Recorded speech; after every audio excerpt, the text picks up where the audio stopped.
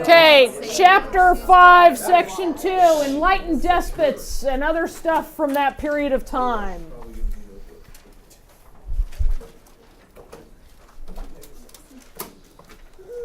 Frederick II rules what nation? Prussia. Frederick II or Frederick the Great. Either is acceptable. Frederick views himself as the first servant of the state. What does that mean? First servant of the state. He doesn't really rule above the state. He rules by the state. Yeah, he believes that he is not. It's his way of saying he is kind of the opposite of an absolute monarch who's above the law. He's here to serve his nation and to serve his people. He may be a monarch, but his thing is serving. Okay? The title of this is Enlightened Despots and Other Stuff from that period of time. What is an enlightened despot? What's a despot? A despot is an authoritarian ruler. Okay? Somebody who essentially has absolute power. But we call them an enlightened despot because they have been influenced by Enlightenment ideas. The concepts that their people may have rights, and the right to opinions, and the right to express those opinions. Now, enlightened despots are often willing to make some changes, but they are rarely willing to stop being a despot. Yeah, they're not willing to step down from their monarchy, but they'll adapt to a little change. Yeah. In terms of adapting to change, Frederick institutes a free press.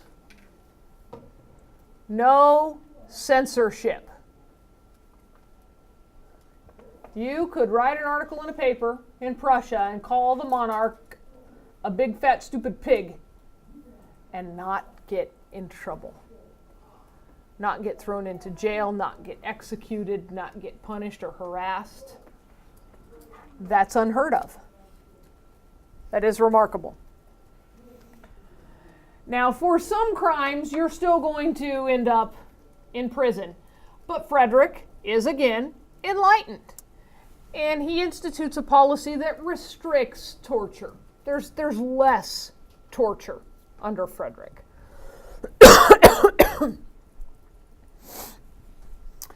Frederick also institutes a great deal of religious tolerance in Prussia. Is everyone absolutely welcomed with open arms and free to practice their religion in any way they'd like? No. But Prussia is now more tolerant of more religions. Who's still on the outs? Jews. Frederick improves the civil service in Prussia. He makes the government bureaucracy better and more efficient. In a lot of places, bureaucrats are in place because they know somebody. In Frederick's Prussia, they're in place because they know something, like how to actually do their job. For instance, in order to be a government accountant in Frederick's Prussia, you have to actually be able to do math. Actually, astonishingly, that wasn't always the case in a lot of bureaucracies. You got the job because you knew somebody, and your qualifications to do that job had nothing to do with it. You could be a government clerk responsible for transcribing documents and filing things and not know how to read. Not a very efficient government resulting from that, huh?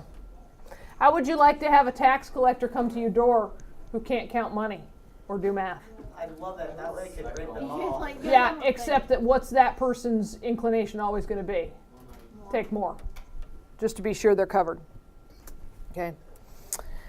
And Frederick streamlines the laws. He makes sure that there's fewer laws that overlap and that conflict. there's one law that says you can't kill, and here's the penalties. Instead of, if you're in this little region of Prussia and you kill somebody under these circumstances, the penalty's this, yet over here the penalty's different, and we all know what results from that, right? That's not fair. Oh, well, yeah, it's not, but too bad you got caught where you did, huh? Okay. So it'd be like escaping Canada or something. I'm not sure I follow your question, Jacob. I don't know why people would be wanting to escape Canada. To Canada. Escaping to Canada. Why would we be escaping to? Oh, because The wilderness above the civilized part, you could hide there. Probably die. okay, I think I'm missing a step in your logic.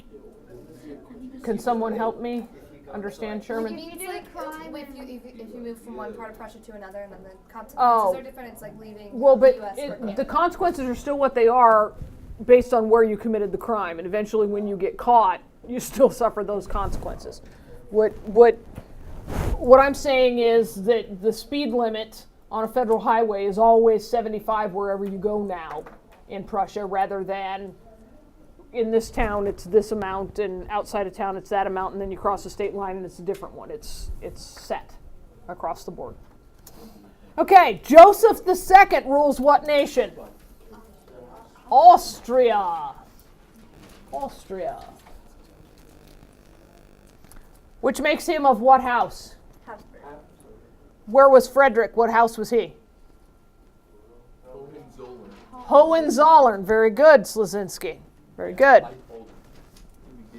Okay, Dalton. Whatever.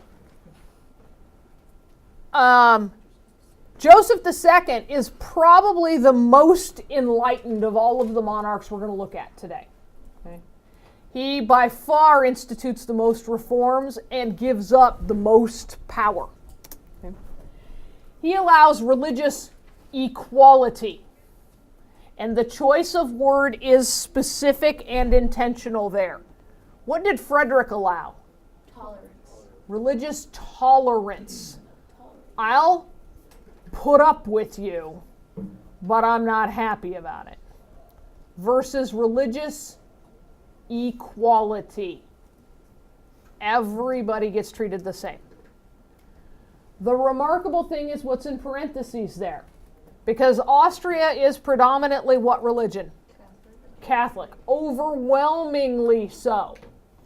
And Frederick grants religious equality, not only to Protestants, but also to Jews. It is actually quite stunning. It is quite stunning. Now, what major world religion is not tolerated here? Islam. Why might Austria not be interested in extending religious equality to the Muslims yet? Aren't their enemies the Ottoman Empire?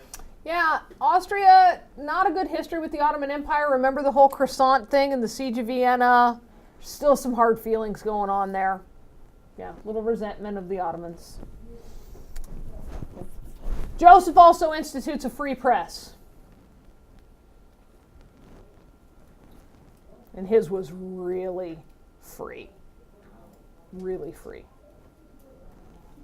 Frederick's was free. But you still kind of knew there was a limit. Joseph's, oh my goodness, the things that were published. Yeah. Joseph abolishes serfdom.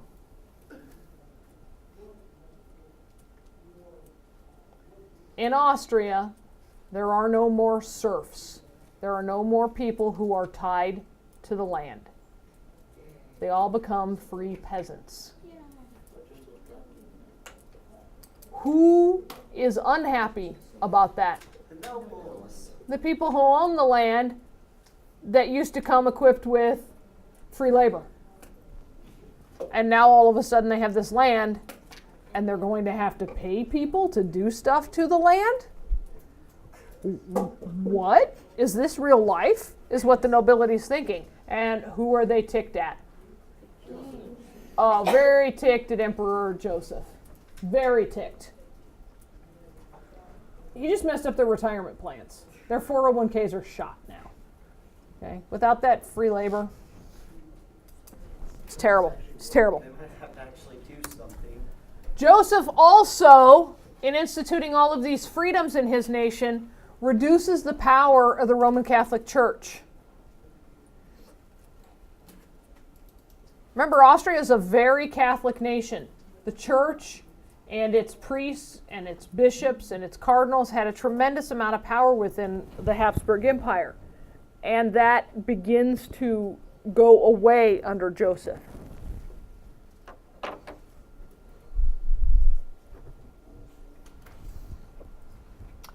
Our third and final example of an enlightened despot comes from Russia. This is Kate the Great, Catherine the Great. She is quite an interesting woman. What dynasty? Romanov. Okay. Catherine the Great abolishes all torture. That's something Joseph II did as well. But his other reforms are so remarkable that, abolishing torture, of course he did. Catherine the Great abolishes torture. She institutes, like Frederick, religious tolerance. Though in Russia, religious tolerance didn't go very far. Jews were allowed, kind of. They've got to pay higher taxes. They're restricted to certain villages and certain jobs. They couldn't teach in the universities. They couldn't do a lot of things. They couldn't have certain jobs in government, but fine, they're here, whatever. They were definitely second-class citizens. Definitely. Like black people in America. Wow, Sherman. Not black people in America, but Moving on. Catherine the Great criticizes serfdom. Joseph II did what to serfdom? He abolished it. He got rid of it. Catherine goes so far as to say, I generally disapprove of the idea of serfdom. I think that it is a bad thing. And that was as far as she could go. Catherine was at one point just about to abolish serfdom. She was this close. She was about ready to hit the send button on the abolished serfdom email. And then she got word that there had been a serf uprising in a rural part of Russia. And the serfs in an area had risen up and slaughtered the nobility in that region. Talk about terrible timing. Sherman? So, in their rebellion, they ruined their chance for freedom. In the very small, localized rebellion, those few hundred serfs ruined the chance of all Russian serfs to be emancipated. Yeah, terrible timing. Did they know that at the time that they were? No. Yes, Maddie. Since Catherine was a woman, did she increase the education for women? Catherine did improve the status of women. They got more education. They got more rights in society. Yes. She also talked about the press, but didn't really free it up any. Catherine was all about public appearance and reputation and stuff, and it just wouldn't do in her mind to have a press that was out there saying nasty things about her. All of her time in Russia, people had been saying nasty things about her, and so she's never much of a fan of the idea of allowing that to be publicly disseminated. Question? Isn't the press in Russia so restricted? the press in Russia today? Yeah. Very much so. I don't know that it's necessarily restricted by law, but it's restricted by practice, for sure. Catherine, you have to remember, isn't a Romanov by birth. She's a Romanov by marriage. She's actually a German princess who marries into the Romanov dynasty. And through a most unfortunate accident, her husband is killed in a hunting lodge on a trip with a few other guys who are all dudes who like to hang out with Catherine, and one who may or may not have been her secret lover. I don't know. And so he accidentally falls down the stairs and then gets beaten severely. Lapses into a coma, doesn't get good medical attention, and dies several days later. It was a terrible hunting accident. So Catherine seizes the throne, okay, and so she's ruling after that. So of course people's tongues were wagging. Okay? Yes, question, Isaiah? No? Okay. So when, yes? Back to like how she took the throne, like she's not by blood though. So it's just There like weren't any whatever heirs else yet. and- There weren't any heirs yet, and she was a very powerful woman. She was immensely more popular than her husband. He was kind of a doofus and a juvenile. He liked to play with toy soldiers on the floor of his bedroom as a grown man, and would bring servants in to move the armies around. Yeah. Okay. It would be fun, but not if you have a massive empire to run. So Catherine was just about to emancipate the serfs. There's this uprising. Nobility are killed. Who keeps Catherine on the throne? The nobility. Who will be ticked if she emancipates the serfs? The nobility. So guess what? The nobility are scared. Catherine's a little freaked out. The serfs are already showing that they're uncontrollable, so we can't grant them freedom because that will just make them more uncontrollable. Instead, we have to do what? Clamp down. We have to be even more severe with our serfs. So she goes the other way. So Catherine is kind of an interesting one as an example of an enlightened despot, because she was almost a very enlightened despot and then swung completely back the other way. Okay? And operates very much as an absolute monarch. Despite the fact that she carried on, she was pen pals with Voltaire. She reads Rousseau's writing. She reads Montesquieu's writing. She is a creature of the Enlightenment. She understands what they're saying. She agrees with a lot of what they're saying. But she also looks at the situation in Russia and goes, sometimes you just can't change things. She makes a decision. Okay? In the end, they all are going to die. Frederick the Great remains an absolutist, although he institutes some Enlightenment reforms. He is still an absolutist monarch, but he is enlightened. Okay? Catherine, as we've just said, remained an absolutist to the core. And in fact, some of the reforms she had made after that peasant revolt, she repealed them. Okay? I'm going to push your curfew back. You don't have to come home until 11:30 now.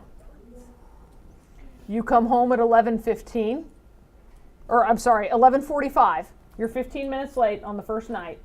Guess what? Your curfew's now 10:30. It had been 11. Okay, this is what Catherine does.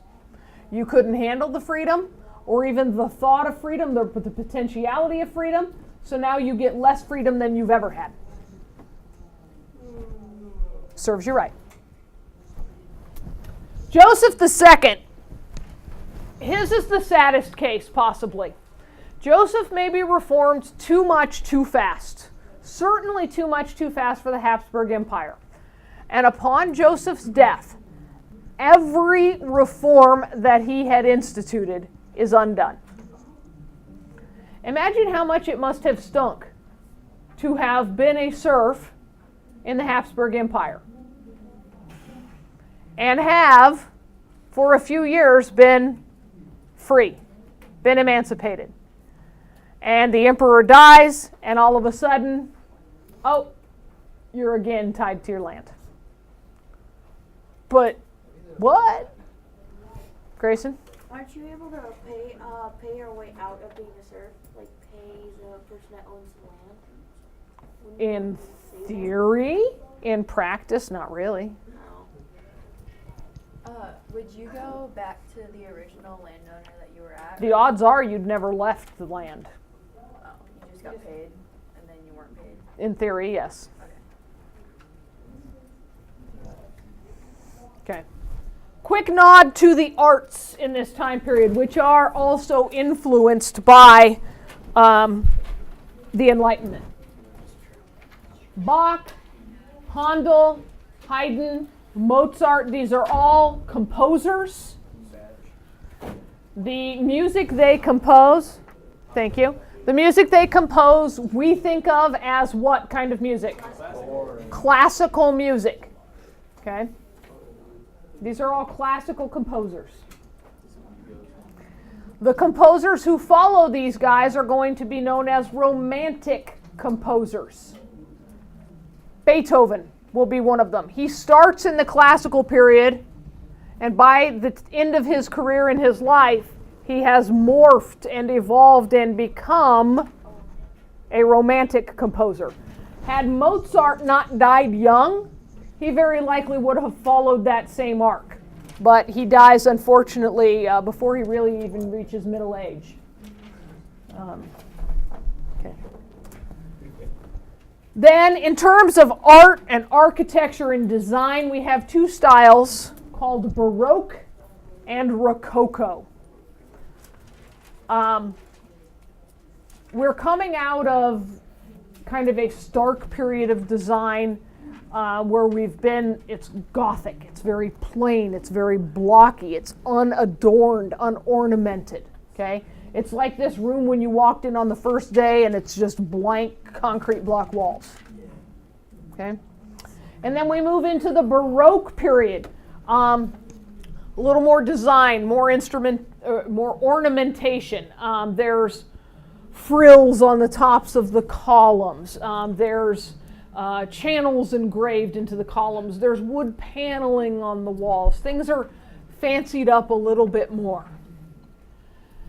And then as people have become more aware of their freedoms, of their ability to express themselves, we move into the Rococo period.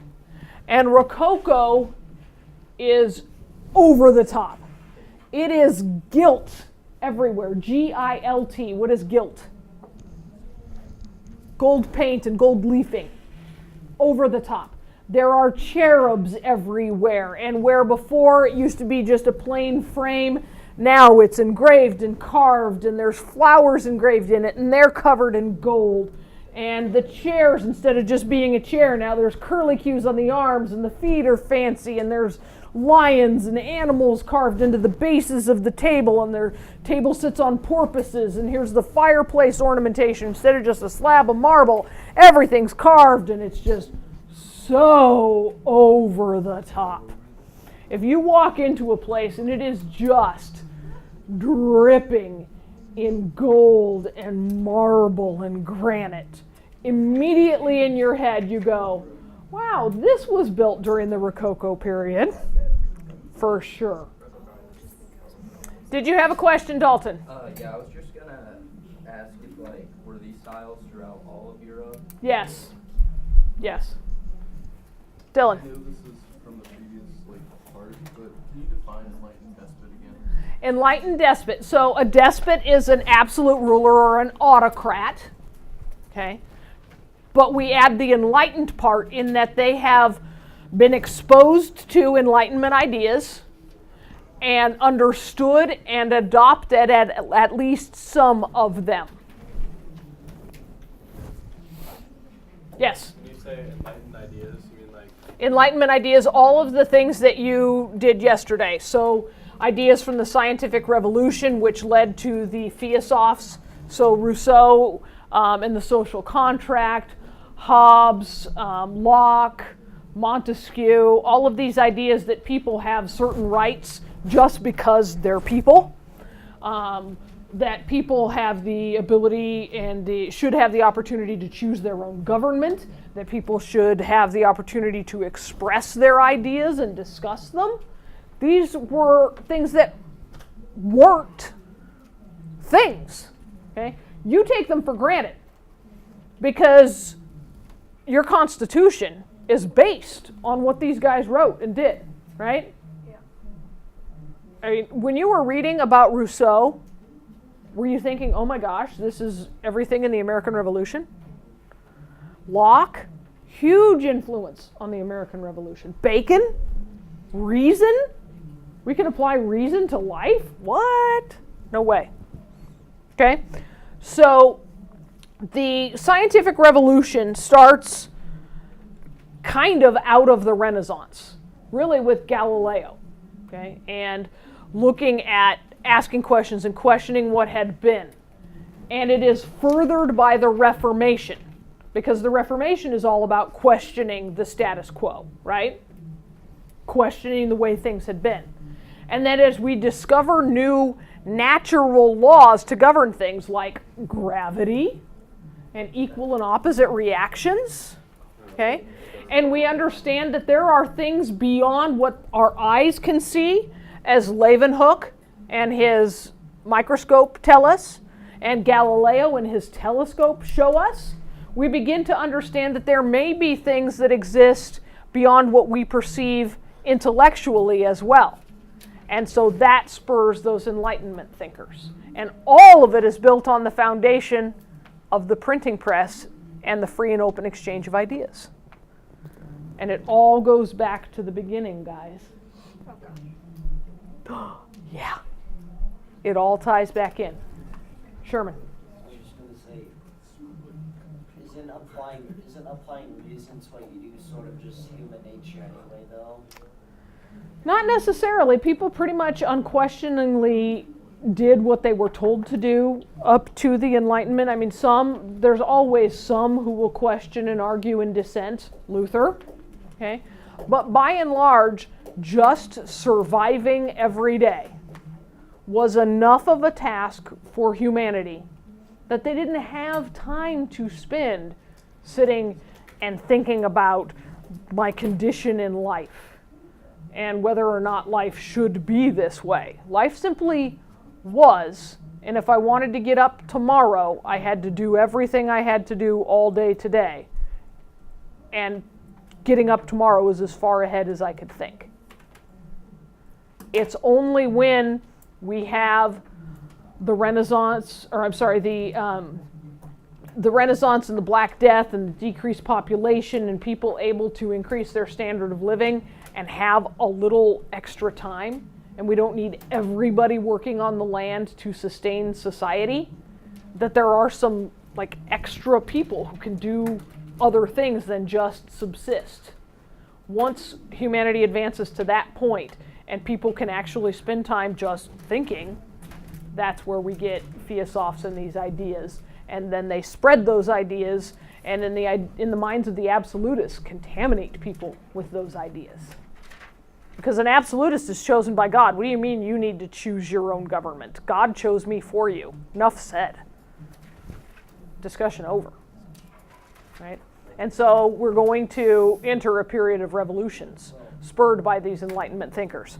Have you taken attendance yet? I have taken attendance, yes. Thank you. Weren't the Greeks into like philosophy and stuff? Aristotle and Plato were definitely philosophers, but they weren't necessarily philosophizing about society. They were philosophizing about the individual and why do I exist and what is the meaning of life and that kind of stuff, which is what some of the Theosophists do. Descartes and his I think therefore I am, cogito ergo sum, that's pretty Greek philosophy sort of thing. He bases a lot of what he's thinking on Plato and Aristotle. But you can't equate the two. Yes? Do you have to know about salons? Yeah, salons are where the theosophes go to sit and talk. Think of them as the Oprah Winfrey Show and the Tonight Show. It's where the people who had influence would gather to listen to what they had to say and where they could spread their ideas. And how many of you have ever seen a joke on TV and then turned around and repeated it the next day? And then you hear one of your friends that you told it to telling it to somebody else, right? So we're at a salon, and Rousseau tells you his crazy ideas about that we as a society, some of us choose to give up our rights in order to have our rights protected by the whole, this whole social contract idea. And you're like, wow, that's pretty stunning. And so then you go and you explain it to somebody else, who then sitting in the pub somewhere explains it to somebody else. The salons are kind of the incubator of the ideas of the Enlightenment. And yes, you need to know Madame Geoffrin, who runs probably the most important salon in France. How do you spell that? Geoffrin.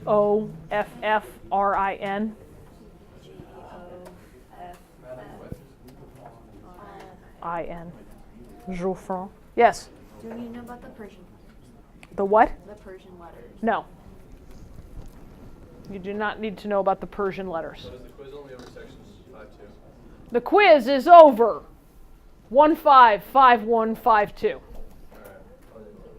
Thus a chapter 5 quiz, because we assume that the authors just mistakenly put 1-5 in chapter 1. They meant for it to be in chapter 5. Okay.